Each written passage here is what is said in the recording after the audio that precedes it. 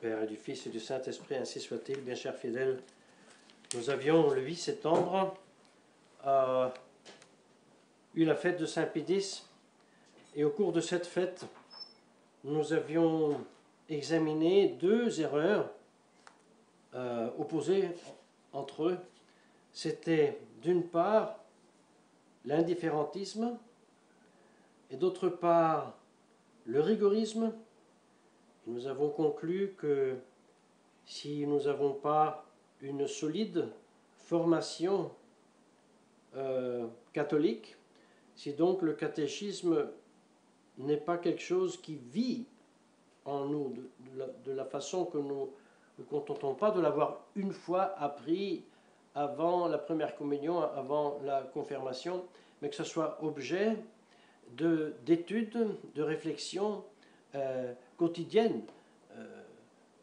Comme autrefois, tous les dimanches, il y avait le catéchisme, tout le monde allait à l'église, avant les vêpres, il y avait le catéchisme. Eh bien, si on n'a pas cette formation, nous avons constaté, et nous le constatons malheureusement ici en Italie, même dans notre petite réalité là en Italie, le danger c'est que les âmes traditionnalistes, une fois très attirées, très ferventes même pour la tradition, la Sainte Messe, le chant grégorien, les sacrements, même la doctrine, finissent par se perdre dans des erreurs très pernicieuses, comme celui, par exemple, des soi-disant Home Alone, l'erreur des Diamond Brothers, une réalité qui commence à prendre pied, même en Italie, et qui fait des ravages. En substance, je le réassume de la façon suivante. Alors, puisqu'ils entendent tous les dimanches dire que le concile, ce n'est pas un concile de l'Église catholique, que Paul VI, Jean XXIII, Paul VI, Jean-Paul II, etc., ne sont pas papes, et qui sont déchus de la foi, et que c'est une contre-église, des choses qui sont très vraies. Si on s'habite trop à cet état de choses, et on ne cultive pas un vif désir de la vraie Église de Jésus-Christ visible, si on ne cultive pas un vif désir d'un vrai chef de l'Église que Dieu voudra nous donner dans le futur, dans le dogme de l'infaillibilité du magistère ecclésiastique, grâce auquel on reconnaît que cette Église conciliaire n'est pas l'Église catholique. Si on ne cultive pas cela, on risque de être sur une pente négative de découragement. Alors se présentent les Diamond Brothers. Oui, mais rassurez-vous, bien sûr que tous ces papes ont erré depuis le Concile, mais sachez, l'Église a toujours erré. Ah bon? Oui. Oh, l'Église a toujours erré parce qu'elle a toujours enseigné que on peut aussi être sauvé par le désir du baptême, même si on ne le reçoit pas sacramentalement.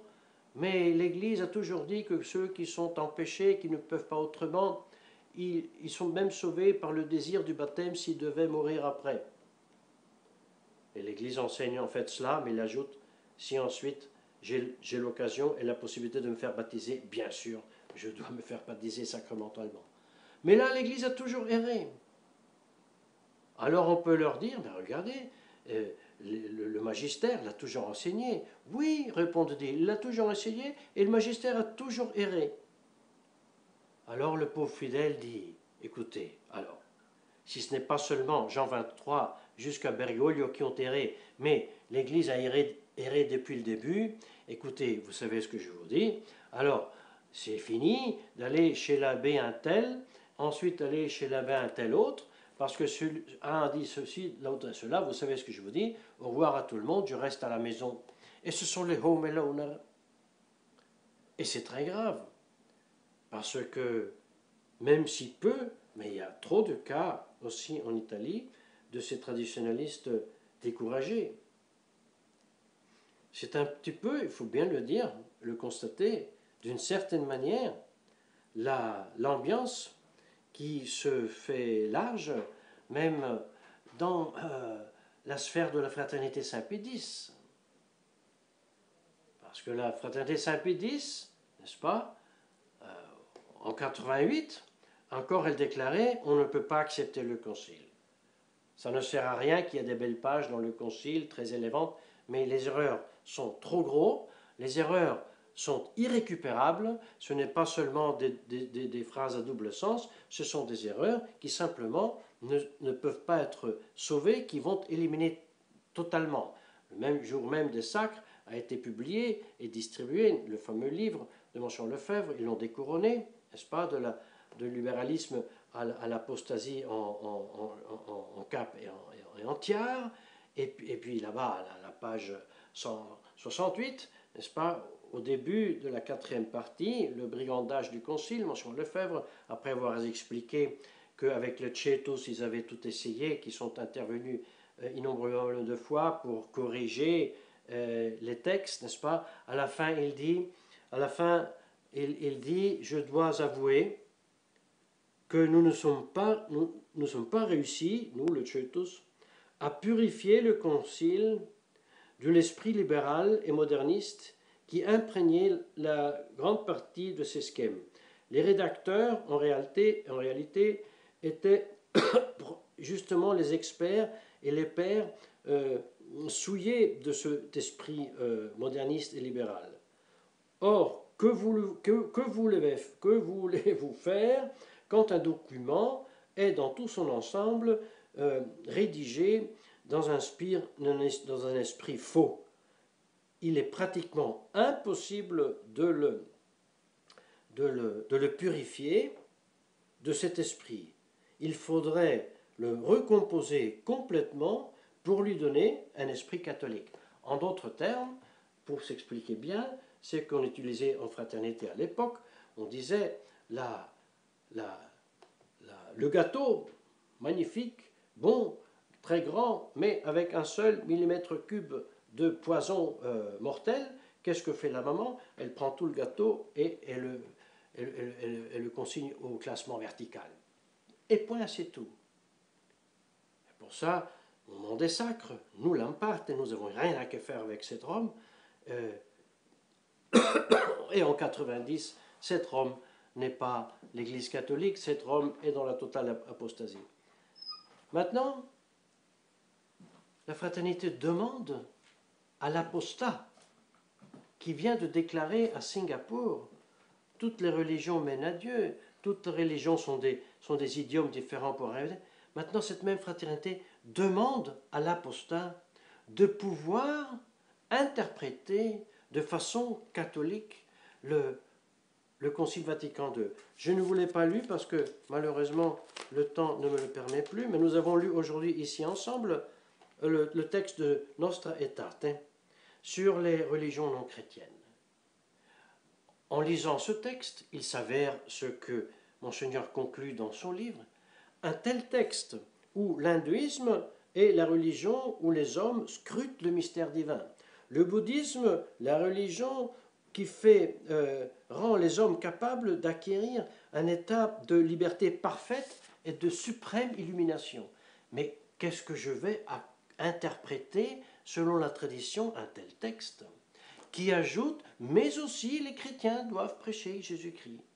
Donc en même temps, je dois respecter, comme dit le texte, le bouddhisme qui me porte au sommet de la félicité, de l'illumination et de la liberté, et en même temps, je prêche le Christ, voie, vérité et vie. Ah, le comment, la demande au comment me le donne l'écuménisme. Nous avons tous le même Dieu. Le problème, c'est que nous n'avons pas tous le même Dieu. Et quand Bergoglio dit « Ne dites jamais mon Dieu est plus importante de ton Dieu, parce que toutes les religions mènent à Dieu », eh bien je le dis, et je dis même plus. Je ne dis pas « Mon Dieu est plus important de ton Dieu », mais ton Dieu, ce n'est pas Dieu. Ton Dieu musulman, ce n'est pas Dieu. Ton Dieu, tes divinités, mes chers bouddhistes, mes chers hindouistes, ne sont pas Dieu. Contrairement à ce qu'enseigne le texte de Nostra Aetate, qui dit qu'à travers ces religions, la force arcane la divinité suprême où le Père se manifeste. Comment fait la fraternité aujourd'hui à déclarer qu'elle veut interpréter cela selon la tradition? Comprenez bien que dans cet état d'esprit, on ne doit pas être surpris. Ces quelques jeunes prêtres, même s'il était supérieur de district dans plus de pays, dit, mais puisque c'est comme ça, puisque cette église de Bergoglio est l'église catholique, pourquoi pas, dans cette même église, changer de communauté? Pourquoi pas? Nous sommes les meilleurs, allons chez les moins bien que nous, à les aider. Comme ça, moi, je vais chez la communauté, je ne sais pas, Saint-Martin, là, et puis je leur enseignerai, je les aiderai. D'ailleurs, le communiqué de la fraternité qui annonce en profond deuil la séparation d'un membre de la communauté, mais il l'assure de sa prière et remercie pour tout ce qu'il a fait, on a presque l'impression que cette fraternité est d'accord avec ce membre qui s'en va dans une autre communauté religieuse, tout en manifestant le deuil et la tristesse. Et d'ailleurs, je pense que peut-être même c'est dans les intentions de la direction de la fraternité de voir ces prêtres s'immiscer dans les paroisses, dans les congrégations, dans les monastères de l'église bergolienne. Pourquoi pas dans leur esprit, si c'est l'église catholique? Or, comme les dieux des bouddhistes et des hindous et de l'islam n'est pas le vrai Dieu, ainsi l'église de Bergoglio n'est pas la vraie église. C'est pour cela qu'il faut dire cet indifférentisme de part de la fraternité envers la vraie Église du Christ n'exclut pas cet état de perplexité, même chez son clergé, qui cherche ailleurs. Mais c'est ahurissant, c'est très triste, il faut le bien dire. Bon, enfin, ça ne surprend pas, mais c'est quand même triste à constater chaque fois nouvellement ce fait. Comme c'est très triste, même si ça ne surprend pas, le discours de Bergoglio, là, le 13 septembre, comme il est très triste et scandaleux, le fait du culte à la Pachamama, même si ça ne surprend pas. Et comme nous avions examiné ensemble la mère Thérèse de Calcutta qui refusait de baptiser, de convertir, et qui affirmait que moi je convertis rien et personne, mais si tu veux, disait-il, je fais de toi qui est chrétien un bon chrétien, de toi qui est un musulman un bon musulman, comme je fais d'eux des bons bouddhistes. Eh bien, qu'est-ce que je veux reprocher à la mère Thérèse de Calcutta? C'est exactement ce qui est écrit dans le texte du Concile Nostra Aetate numéro 2. Tout cela, mes bien chers frères, pour prendre conscience et faire attention, parce que maintenant, il est facile de montrer du doigt la fraternité qui a glissé, qui s'est perdue. Mais si nous ne cultivons pas une vive flamme d'amour pour ces vérités du catéchisme, et aussi cette vive flamme d'amour de la défense de la vérité contre les erreurs du Concile, nous finissons par nous habituer à les choses et ensuite imperceptiblement aussi nous glisser. On ne sait pas vers quelle est l'erreur. Que la très sainte Vierge Marie veuille nous aider et donner la grâce, parce que ça sera seulement de cette manière-là que nous pourrons vaincre le monde et vivant dans le monde, ne pas suivre le monde, mais être exemple, lumière pour le monde, faisant ainsi que les âmes autour de nous soient attirées et portées à Jésus-Christ. Pas nous à être attirés par le monde et suivre le monde et abandonner Jésus-Christ. Que Dieu nous garde, au nom du Père et du Fils, Saint-Esprit, ainsi soit-il.